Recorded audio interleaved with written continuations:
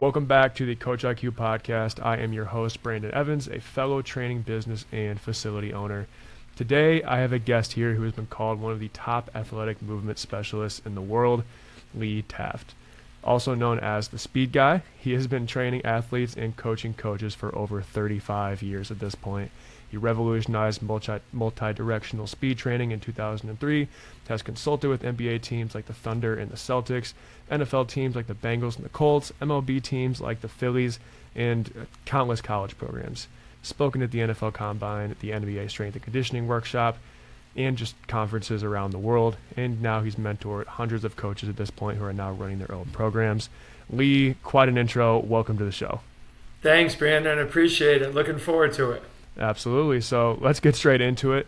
I know Jay mentioned to me that you've owned some facilities, but before we get into that, I want to go back to the beginning. So you were a college basketball player, right? Yep. And you started questioning why your coaches gave confused moving instructions. Walk me through that and how that became a 35-plus year career.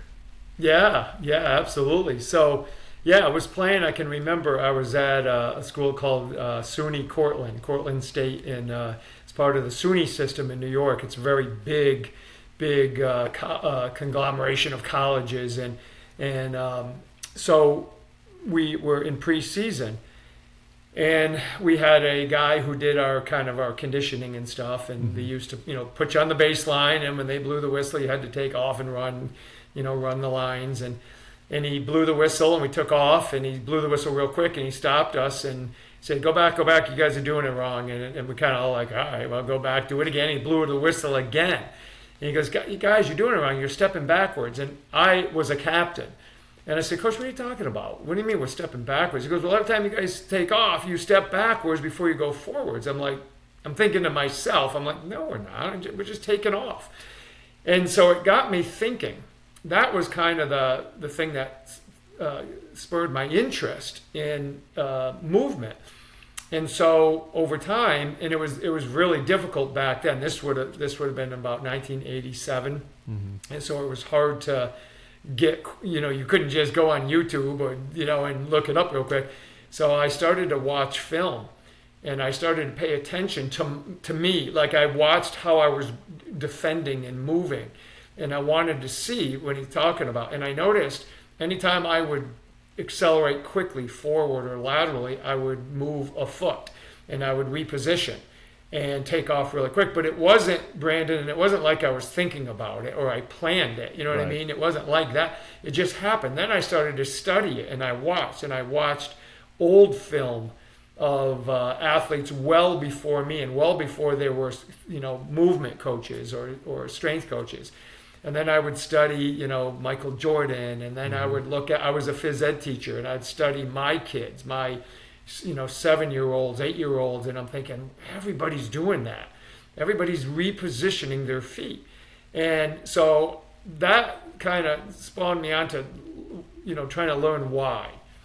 And so the thing that I think helped me is I didn't have any preconceived notion. Like I didn't go into it with the idea of, well, this is what's happening and this is why. I just watched. I watched hundreds and hundreds of athletes, and since then, thousands over the years, and I noticed patterns, and I noticed when somebody had to react. So let's say you and I were playing, and all of a sudden the ball got tipped.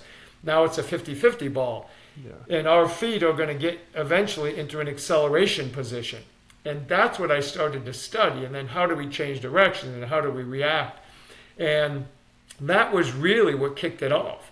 And then so over the years, and I was fortunate enough to be a phys ed teacher, so I had all these students, and a lot of them were athletes every single day. And so I started, really taking a lot of notes and studying it. And then over time, as I, became a strength coach and a movement coach, I just started to put together my own system of movement.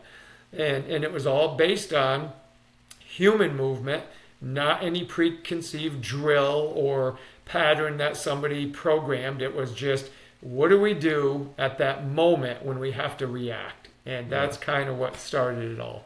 Yeah, that's so cool. I find this stuff so interesting. Like I said, like one of my good friends, he sent me your stuff. His name's Austin Shoemaker. So like I hear him talk about all this stuff. I'm a basketball guy. I don't necessarily I'm not ever going to pretend I know that side of things. Like maybe I know a little bit from being friends with him, but I just find this stuff so interesting. And we'll dive into it a little bit more. But it sounds like this was kind of a gradual thing that you figured out it was going to be your life's work, or was there a moment in that synopsis you just gave where you were like, okay, I'm going to do this forever? Yeah, it interests me right off in college. And then, so I graduated college that fall. I went right into teaching phys ed, and I was the head coach of 3 sports. I was a football, basketball, and track. And 2 years into it, so some people may not realize, but when you become a teacher, you have 5 years to get your master's. And typically, when you coach, like somebody like me, I coach. So your days are long. So what you end up doing is trying to get your master's in the evenings and whenever you can. I just didn't want to do that. So I left teaching after my second year, and I went full time into my master's at a place called the United States Sports Academy in Alabama, Daphne, Alabama. From there, I ended up getting a mentorship, and I worked at Bolletierres Tennis Academy as a strength coach, speed coach, which is now IMG. Everybody knows it as IMG here in Florida. Back then, it was a tennis academy, and the top tennis players in the world, that's where they trained. So I was there in 1991 as a speed coach, as a strength coach. And that was when I realized, okay, I'm on to something here, because I'm seeing things differently than a lot of people were. Even people who had been into this field for a long, long time before me. I was a young guy at that time. I was 25 years old, 24 years old, and I listened to people talk. I listened to like my mentors and others talk about multi-directional speed, and it didn't make sense to me. I'm like, yeah, but that's not what I'm seeing. Like what they're telling me and what I'm seeing are 2 different things. So I just kept watching. And again, you got to realize back then I didn't have access to video like we do now. Mm-hmm. You and I click a button and we're on this. Back then, if we wanted to do this, you either had to do it on a phone call and it was recorded, or we had to meet in person. I didn't have access to quick video. So that was really what started it. And once I got into the field, I just took years of studying movement. I watched everybody, any sport, any age, any ability, and I started to collect the clues that I kept seeing. And then what was interesting is back then, like in the 80s and the early 90s, there was a ton of information on track and field. Like I studied Eastern Bloc countries, the European sprint models and things like that, but I couldn't find anything on multi-directional speed. Very, very little. And then when I did see a little bit, again, it didn't make sense to me. So I started to create my own system, my own model. So when I started working with my athletes, I could help them based on what their nervous system was naturally doing. And then technically, over time, I learned more about biomechanics and physics of movement. Mm-hmm. And then that's how a lot of my systems were developed. Yeah, that's so cool. And let's dive a little bit more into that. I'm always interested to hear how industries respond to things like that, to early adopters. And there's, of course, the skeptics and everything. Like we see that in the basketball today. Like, I don't know how familiar you are with the constraints-led approach. I'm sure you know plenty about Absolutely. it. But it's the big thing on basketball, Instagram, and everything now. Yeah. And you see these drills, and people post them, and everybody's like, well, "What is that?" It's a clown drill. Yeah. When in reality, there might be some science behind it. Maybe some people take it too far, but. So my question is, in 2003, you released groundbreaking athletic movement, right? And it changed how the industry thinks about speed training. So you introduced concepts like plyo step, hip turn, lateral run. Again, I'm not going to explain those because I'm not going to pretend I know. What was the reaction when you first put those ideas out there? Did coaches immediately get it, or were they like, this guy's whatever? Both. I'm telling you, Brandon, I got slammed by certain populations, football coaches, very dug into their trenches of how things are done. You've heard the word false step, right? Oh yeah. And that's a lot of where it came from, is the football world. And those coaches pummeled me, went after me, and even prior to that coming out, because I used to talk at clinics back in the 90s, and when I talked about this stuff, and they were like, that's crazy, you can't do that. And I would show them live footage of it, and I would even have them practice it. I spoke at the NFL Combine one time, and I had a group of football coaches in the crowd, and they were just like, kind of giving this guy's nuts. And then I did demo, and I had them try it, and they did it too. They actually did the what I call a plyo step of the foot. And I said, guys, you got to understand the nervous system and our body's ability to protect itself. That's where it stems from. It's the fight or flight mechanism is a real thing. It isn't, it's not a drill. It's not made up. It's what we do. We just have it now in a safer environment versus back when you were trying to protect your life, trying to go get food. But so I had people that wrote me emails and said, this is the greatest thing I've heard in strength and conditioning, because a lot of them said, I would constantly see my athletes do these things, and I was telling them not to do it because that's what the industry was saying. But they're like, it didn't feel right. So to have me come out with this in this video, it was amazing, the response. And then again, I had the ones who were like, this is crazy, and then over time, those people who thought it was crazy came around, and they started to witness it when they would watch a linebacker in a football game take a false step, or somebody else in a different sport take a false step. And I'm like, that's why I named it a plyo step, because it's elastic. And I said the body does it for a reason. When you base on biomechanics and physics, like how our body's aligned at the moment they recognize something. They see the play develop, now they got to react and go. Mm-hmm. Well, that's what the body's doing for it. So yeah, I got it from both sides. Luckily, I grew up in a coaching family. My dad was in it for 44 years, my brother, so I have a very thick skin, and it didn't bother me from the standpoint they were calling me nuts. It bothered me that they couldn't see it. Yes. That I'm thinking, you're going to hurt your own athletes. You got to embrace this. But anyway, little by little, I think I won a lot of them over. Yeah, it's so funny just to hear you talk about that, because I mean, I'm 26 and I played high school football, high school basketball, and Yep. I vividly remember our coach for football. I played offensive line, and he always. We had to run every time somebody took a false step. In our drills, he counted them up, and at the end we had to do whatever at the end. And I'm just like, Coach, it just feels so terrible. I can't, I can't move. Exactly. But I did it, and then eventually in the games I just did my own thing. But that's besides the point. Yeah, that's right. So it's just funny to hear you talk about that.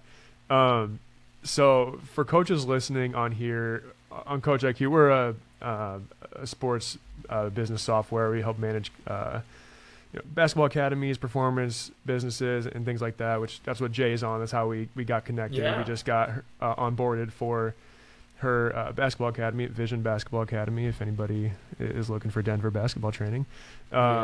So I'd love for you to give a definition of multi-directional speed training, and why is it important for athletes rather than just running in a straight line? I think a lot of coaches would be interested to hear. Yeah, definitely. I appreciate that. Well, so multi-directional speed training, obviously, you have to consider all planes of movement. So forward, sideways, backwards, and any direction in between that. But another part to multi-directional speed training is pace. You being in the basketball space as well, you understand that pace.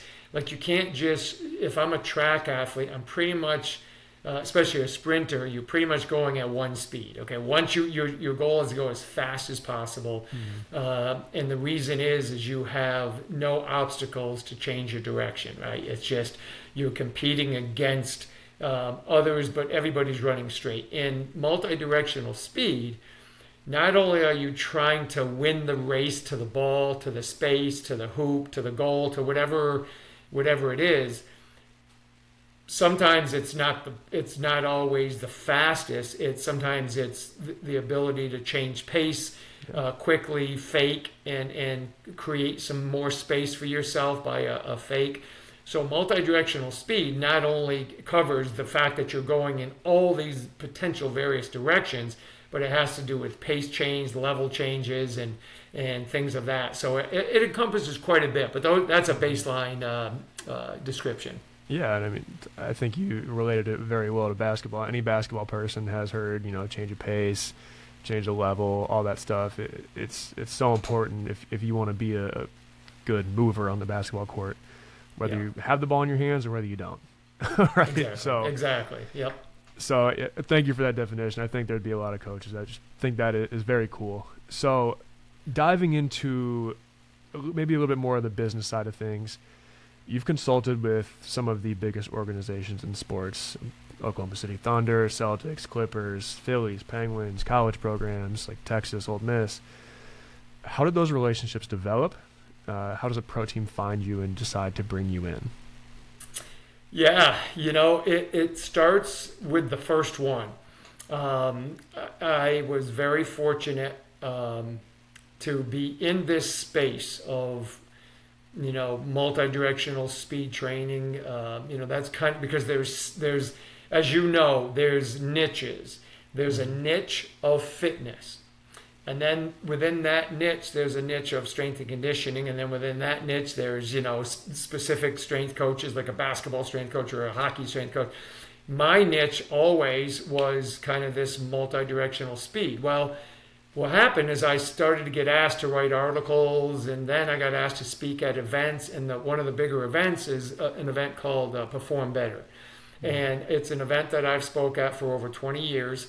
And from that, at that event, you'll get it'll be in Chicago, it'll be out west in California, they'll be in their headquarters is actually in Rhode Island, in Providence, and down south. So when you speak at those events, a lot of times you have major organizations there. You have strength coaches from professional teams and college teams or whatever. So I'm doing this multi-directional concept lecture. Next thing you know, I have organizations reaching out to me.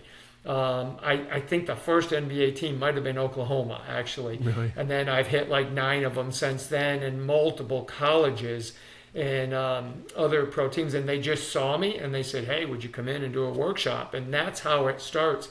Once it's a fraternity, right? Once you go and you do a good job, they talk.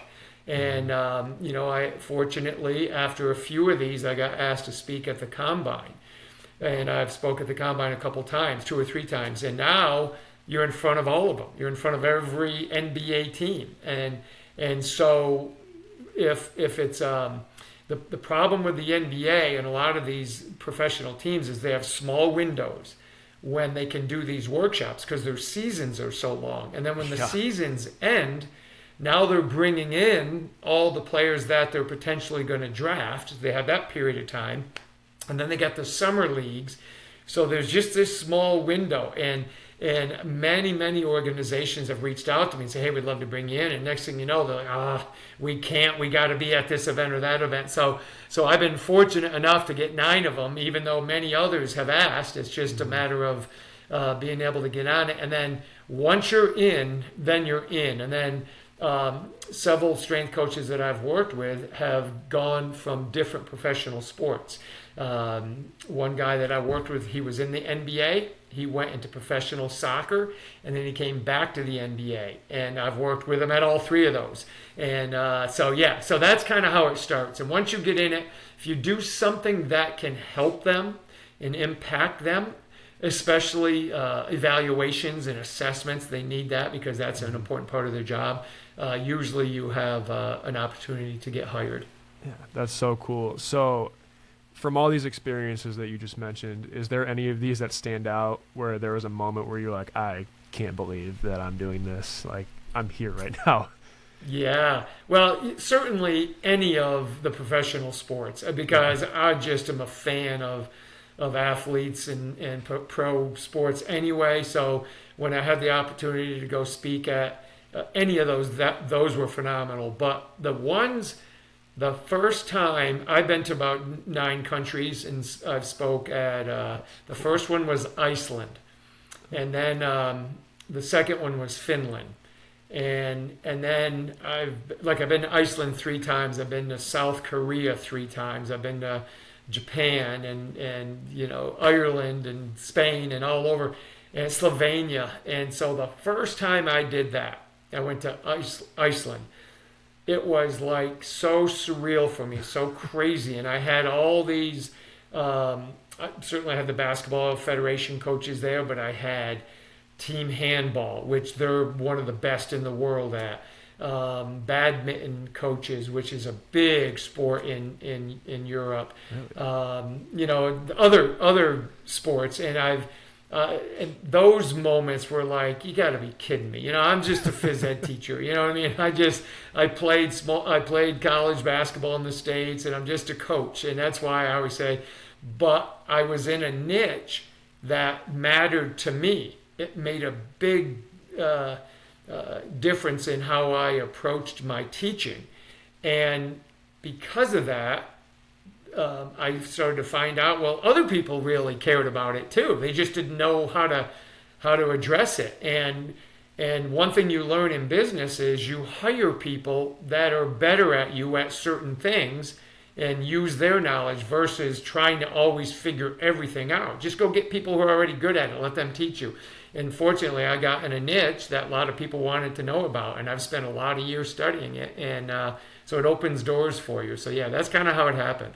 Yeah, that's so cool. And the thing with that, like, you were in your niche, and you weren't afraid to put that information out there with the potential of being judged or somebody saying you were nuts or anything like that. So especially now for coaches, I always tell everybody, like, post what you have. Of course, if you have some research and proof behind it and some reason to believe why you are posting something, just get it out there. Like, you don't know what can happen. That's right. Put your findings out there, and you will probably learn more about what you're posting about. Right. That's right. Well, one of the things that happened when I first started talking about this stuff in the later 80s and early 90s about especially the plyo step was the big one that kind of got its hooks in people. So what started to happen is I had somebody send me research from Europe. Some people did research on it. And back when I was doing it, I didn't have access to force plates and technology like that. I didn't even think about that kind of stuff way back then. Well, this organization in Europe did a study on 3 different starting positions. They did a parallel stance start where you just step forward like your football coaches were trying to get you to do. Don't take a false step. And then they did a staggered start, like a standing, like you're going to race someone. And then they did what they called a paradoxical step, which I call a plyo step. They tested all 3 of them. And without a doubt, the plyo step was the most impactful of all of them. And matter of fact, they studied that the parallel stance where you just move forward, they couldn't even get through it because every time they said go, the person would do a plyo step and take off. So the impulse, the reaction time, the force output, everything was greater in the plyo step. And I didn't need all that stuff to know that was the better, more accurate footwork because people did it naturally. But the fact that it came out backed what I was saying for years and years, and then more research has come out since then. So yeah, it's kind of cool to see. Yeah, you were probably like, "Hey guys, I've been saying I told this." you so. So you mentioned a little bit about the business side of things. Let's dive in a little bit more to that. I think because there's a lot of coaches listening that can really relate to this, regardless of if they're a performance coach or baseball. Correct me if I'm wrong, but you opened your first facility. It was called the Speed Academy at 26. Yeah. So you've said that you were blinded by passion and you learned business the hard way. Sure did. Talk about that. What were those early days like? What was the hard way to learn things? Yeah. So this was in 1994. I had left Bolletierres. I went to University of Kentucky for a little bit. I was a strength coach for their tennis program because that was the arena I was in. But on the side, I was training other athletes, and I got the passion for like this model of training. And what it was, I was kind of like saying, let's take this physical education and turn it into a program where people can get higher levels of that, almost like advanced physical literacy and physical movement. Mm-hmm. So what we did is I moved back. My wife, we were married around that age, and we moved back to New York, and we had the idea, let's go try this. We had no money. We had no idea how to run a business, but I was so passionate about the training, and I knew how to do that, but I never, I was a phys ed teacher. I didn't have any business courses. I didn't have any idea. So we ended up finding this facility that was like 4,000 square feet. Here, of course, we go that big for the first facility. Had no idea. And I actually had a family member that had a little bit of a business background help me negotiate to get in. So we go in and we got the rent down pretty low. But what I didn't know, it was only for 6 months. And then it was going jacked right back up to where it was and beyond. So anyway, we go in there and we borrowed money and got in, got it going. It was going well. Quickly, people were like, wow, this is a really neat concept. So I started to pick up teams. Like I'd get softball teams and volleyball teams and basketball. And then individuals, of course. And I did some adult training as well. And then I was doing my speed clinic series. So I would go to schools or colleges and work with their teams. And then all of a sudden, 6 months is up and the landlord says, well, this is your price now. I'm like, we can't afford that. We can't. And he goes, oh, sorry. And so we had to close that fast. And it was heartbreaking because people loved it. It was going really well. But it was a great lesson for us because you can't let your passion override the fact that you have to have solid numbers. Like you got to understand, your financial abilities to withstand opening a business. It isn't just like, okay, I got enough money to open the doors. Well, you're going to have some lean months and you got to be able to handle that. And so we had no idea. Well, we learned a lot from that. So since then we opened up like probably 4 other places in different parts of New York, and then back in Indiana. So what happened was I went back into teaching, and because it gave us a chance to get insurance and make a solid income, but I never stopped training. I never stopped my business. I used to train out of my garage. I set my garage up like a training facility. So I went back into teaching for about 5-6 years. I was a head football coach, head track coach. I was a head strength coach for the school, and I helped with basketball and all this. But on the side, when I came home, I ran my business, and I was training a lot. I was training about 40 athletes. Wow. And I did it on the weekends all day, and the nights I would train till 9 o'clock, 10 o'clock at night I'd get up at 4:30 in the morning and get to the school and open the weight room in the morning to train and then teach and then coach. So it was a lot. Well, what happened is, my business just kept growing, and I finally said to my wife, I'm like, this is really what I want to do. Let's just go for it. So I resigned from teaching. I found 1,000 square foot little space, and I opened up the business. Within 1 year, we had about 150 athletes. So wow. The model was working. We grew out of that place, and the next year I found a place that was 3,200 square feet, and that went for about 1.5 years, and we grew out of that. Next thing you know, we're in 6,000 square feet, and that took off. That I actually had, an assistant and some other staff that I was able to hire. So what I didn't know in that very first facility is actually how to manage it. I didn't understand it. Well, when I had the opportunity to grow my business while I was earning a living being a teacher, it allowed me to make mistakes, or if something didn't work, didn't matter because I was, I had income. But I'm pretty risky. I'm not afraid to take a chance. And once I knew I had a lot of interest, and when I went full time and my hours were able to open up, I could get more people, it took off like that. And once it took off, it was pretty much uphill, from there. It just climbed. That's such a cool story. What was a overview of that model that worked so well for you? Yeah. So this is funny. I have this conversation with Jay a lot too, because she's getting into the business sector. She is in the business sector. Is I'm like, in my field in fitness, what was always common is one-on-one. You do personal training one-on-one. And I'm like, that's a tough business model unless you're able to charge enough. I have a friend that lives out in kind of Silicon Valley, out where Google and all those big companies. He could charge $300 an hour and get it easily. I'm like, yeah, you could do 3 sessions and have a great day, right? You're good. Most of us can't do that. You're going to work 10, 11 hours, 12 hours, and to come back day to day, that's brutal on you. Just mentally, it's tough, let alone physical. So my model from day one, even that first facility that I opened up in '94, I went almost like based on a phys ed model.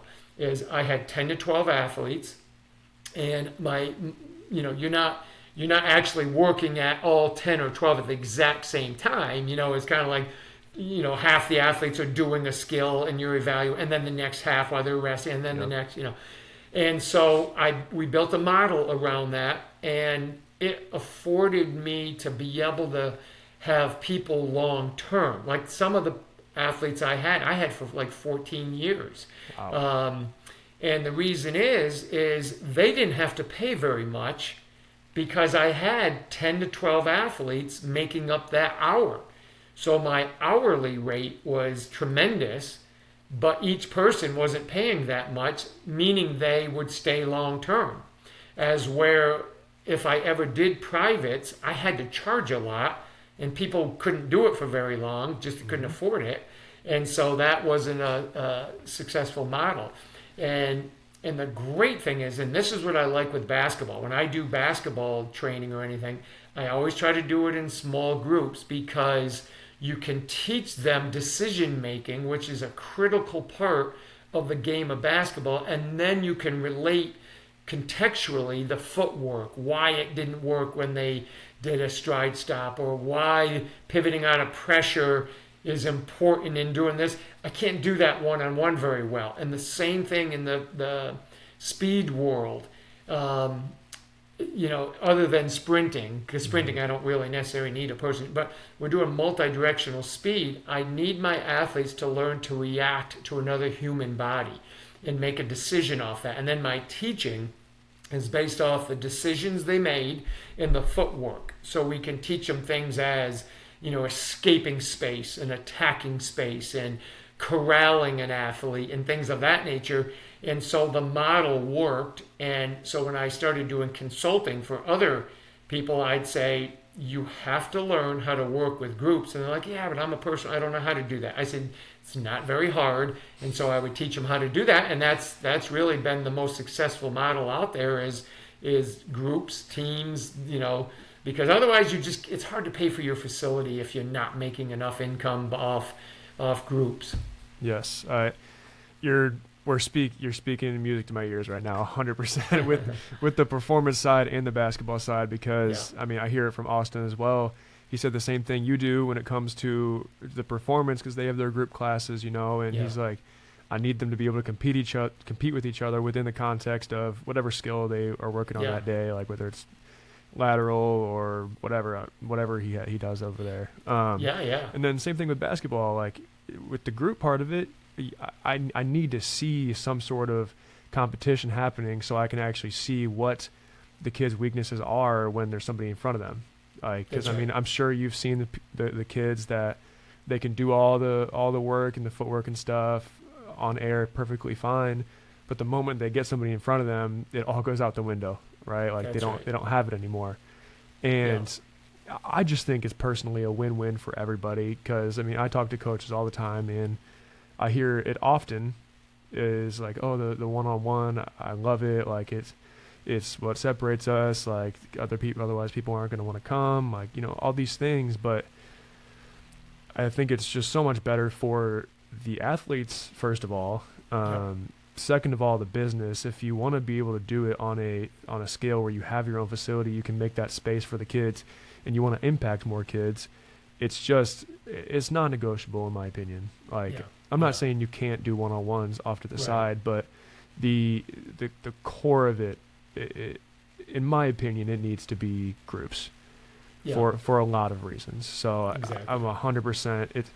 It's just fun. Like, what years were this when you were figuring this all out? What years was that? Yeah, in the 90s, in the 90s and through the early 2000s and stuff, yeah.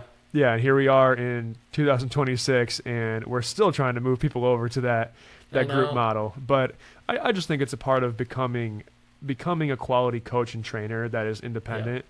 You're going to have to do your one-on-ones. You're going to have to build relationships with people, and eventually you can move towards that group model. So I think it's just a part of, you know, growing your program.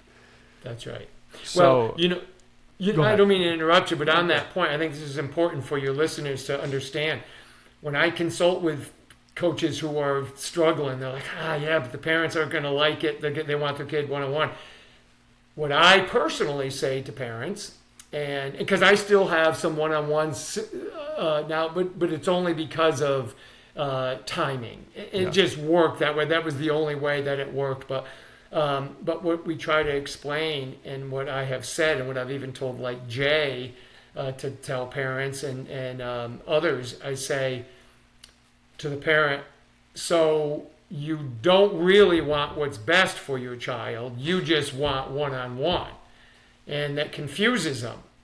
And I'm like, research and my experience, undebatable, has proven groups improve the performance far better than one-on-one, and here's why.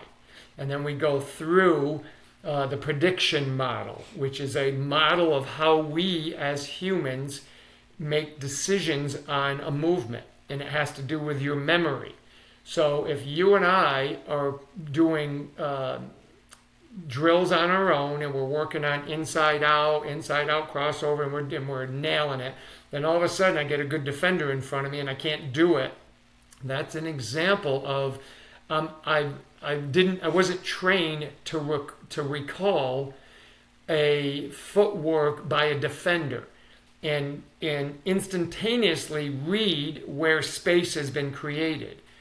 So when I don't have that opportunity, I really don't grow as a decision maker. I just get good at doing these rote memory type drills. And like you mentioned earlier, some people get great at these highlight dribbling drills, but they can't do it in a game, or they can't because they don't, And it's funny because I always said to my kids, I had 2 daughters and my son who's in high school, they handle the ball way better than I did.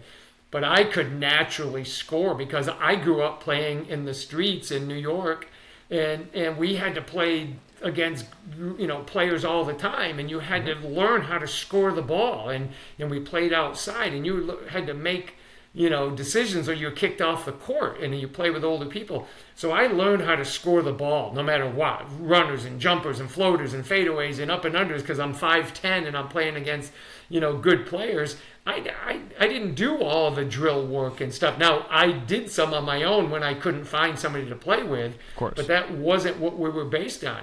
And so when I'm telling parents, I'm like, you're actually hurting the development of your child by not allowing them to compete with and against other players, because ultimately that's the sport, whether it's soccer, lacrosse, basketball, whatever.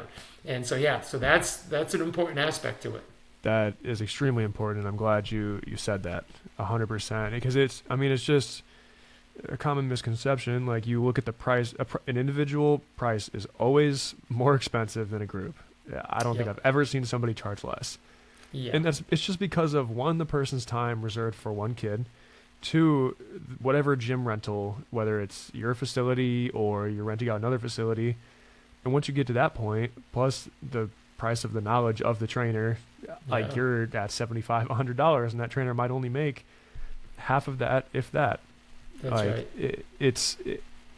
And of course, you as a parent who may not know, you might think, oh, just the private attention is better 100%. But for all the reasons that you just said, it's just simply not. Like, at the end of the day, it's just not. Now, is your facility still open, or have you since shut that down?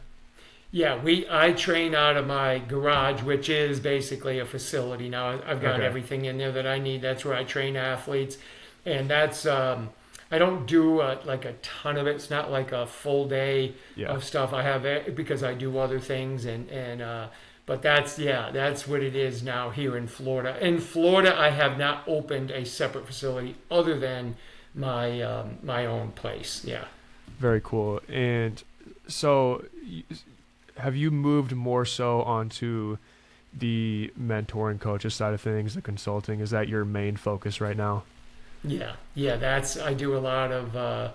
It'll start because I just finished coaching basketball, so we'll do some consulting, and whether it be online or going in person and traveling and doing stuff like that. So I think that's so cool, and something I'm so intrigued about, and it's something I'm considering myself. Now that I've opened my gym and everything, what do you look for in a coach that you want to invest in? I know I saw on your website you have maybe is it like an application form for that? For you mean for our programs, for our mentorship programs? If a coach wants to work with you, what do you look for in that coach to where you're going to accept him in? Because I'm sure you don't just take in everybody. Yeah. So when we do we haven't done one in a little bit here, but when we do our regular 8-week, or we've done 12-week mentorship programs where we're actually teaching classes for a certain amount of time, we put it out there, and we put out an application. And if, it's funny because I've learned, at first we used to just accept anybody that wanted to do it. I didn't know any better, when I did it. And then what happens is I've gotten a lot of people over the years that don't get involved at all. Like, they've paid the full price, and they don't get involved. They don't do anything. They don't, and it frustrates me because I'm not interested in just making the money off it. That's not my interest at all. Matter of fact, I've shut down many of those because I'm like, all right, guys, you're not going to do it. We're done. It's over. I'm doing it because I want to make a difference. Right. And so there's a you're probably familiar with a basketball academy in Indiana that they have a barn, and they turned the barn CTA into and well, they were one of our mentorships, and did absolutely everything we said. Everything. Always had questions. We're always in the forum. Ask questions. If I said, these are the things you got to get done by the end of the week, and I want to see, bam, had it done. And they were by far the most successful that we had. I've had a couple others that did some stuff and went on, but several just didn't do anything. They didn't get any success. And I'm like, it makes me feel bad because, you paid, but you're not going to do the work. I'm like, I'm not doing it just to make money off it. I mean, when people invest, and they actually invest time and they do it, that's what we're looking for. So I want to know that they're going to be involved, and even if they have no experience and they probably shouldn't be in a class like that, it's okay because I can help them at whatever level they're at. Right. Yeah, I think that's so important too, because even for me at my gym with our kids, we just last week changed to fully application based, to where you have to fill out a pretty decent form in order to even have us consider you. Then you got to get on a call with us, which is about 30 to 45 minutes. Then you have to show up for your trial session, and only then will we invite you to be at our gym. Yeah. Because it's the same exact concept is that you have with your consulting is, what I've gotten to the point with the kids at the gym is like, I don't want to, like, I want to coach and I want to train you and I want my trainers to want to train you. But if you just don't want to be involved, if you don't want to take advantage of it, I don't want the money. Like, I just simply do not want the money. So do you have like an application process that somebody has to fill out to get accepted into your program like that? Or what does that look like? No, for training, I do not now, because what I do a lot of now, Brandon, is I get, for some reason, I don't know, it started many years ago, and it's really big here. I get a lot of injured athletes. I get athletes coming off ACLs and Achilles tendon ruptures, and I had a Tommy John athlete and tendinitis, knee tendinitis, and I had a young basketball player. He's 10 years old. Had a complete fracture in his kneecap and stuff. So I get those athletes who are trying to get back to playing. And what happens is, most of them, because of their time and schedules, I might get them once a week. So I give them homework and stuff like that. So I don't have the same model that I did before, more than anything because of just schedules and my time, especially as a basketball coach. So I spend a lot of time now just trying to get athletes back to being able to play. I have a girl that she tore her ACL last year, and we've got her back now. She's pretty much back full 100%. She's a sprinter. She should be a college level sprinter, and we spent a lot of months just trying to get her to be able to actually skip again, and then progressed her through. So that's a lot of what I do now. Nice. So touching on where you're at right now, you've been doing this for 35 plus years, and you've gone over everything you've done. You probably could have retired by now. What keeps you going still? It's funny. It's my dad, I remember he retired when he was 66 years old, and I don't think he wanted to retire. I think he the school was ready to move on. He ended up as a principal towards the end and stuff, and he wasn't really ready. And I'm kind of like that. I mean, I'm 60 years old now, and I still have so much energy and so much to learn, and the field is always evolving, and I just like the impact that I get from learning and then hopefully impacting others. And so I just don't, I don't know what I would do, to be honest with you. I'm a gym rat. I'd probably end up in your gym shooting baskets in the corner or something. I just like being around it. I'm a coach inside and out, and it's fun for me to be around it. So I haven't ever considered even retirement. Yeah. And, and I'm sure sometimes it's funny, people who do, they say, Lee, it just kind of hits you all of a sudden. You're like, one day you wake up and you're kind of like, I just don't want to do that anymore. And I'm not there, and I don't even feel like I'm close to it right now. So, so that's kind of, That's great to hear. That's great to hear. It's a simple answer. So, one of my things that keeps me going, I've always wanted to coach like small college basketball. Really? Just like small college. I don't want to recruit all over the country. I want to go, I would have loved to coach at a small Division III in Indiana, just coach out of recruit out of Indianapolis, and do that. And just never got the chance to do it. But that's always been something that I've wanted to do. Sounds like you still got more to accomplish and more to do. So I got one last question before you, and then we'll sign off here. Yeah. For those coaches listening, regardless of whatever sport they may coach, if they take one thing from this conversation, from just hearing you talk, and apply it tomorrow, what would that be? Yeah, don't assume that what you're seeing on social media or what you're reading or whatever is ultimately true until you've gone through the trials with it.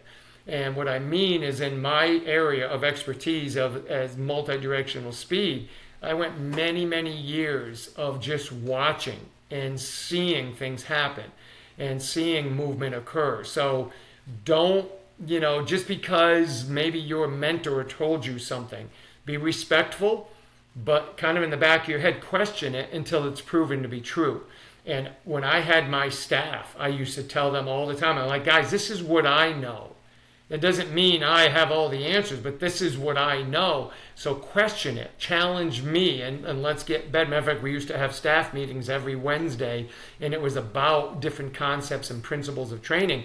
And so I always try to tell younger coaches or older coaches getting into any profession of coaching is, don't be afraid to challenge and to question what you're currently seeing. Don't just take it as that's the written rule, and challenge it and see. Make it be proven that it's actually factual and it works. And that's served me really well, and it's allowed me to change my mind when it was necessary. Absolutely. That is as fantastic advice from somebody who's been in the field for quite a while. Well, Lee, thank you for coming on. This has been an incredible talk here. 35 years of experience revolutionizing how we think about speed training, working with the best organizations in the world, and now spending your time focusing on that next generation of coaches. Where can people find you and connect with your work? Well, thank you. I appreciate it. First of all, thanks, and you're doing an amazing job, Brandon. It's something. Hopefully, more coaches take advantage of the things you're doing. But yeah, social media, they can pretty much find me at Lee Taft. I'm pretty active. I try to really get conversation going and talk about topics. So anything at Lee Taft, and if they go to leetaft.com, it's kind of our mothership. They can find any information they want there, and I'm pretty available. If they reach out to me, I do my best to get back to everybody. So thank you for letting me share that. Absolutely. Everybody, go follow Lee. Of course, as always, we'll put everything on the screen here and in the description as well. If you want to learn a little something about movement, this is the guy to learn from. Thank you guys for listening. Lee, thank you for coming on. Thanks, Brandon. Appreciate it. Absolutely.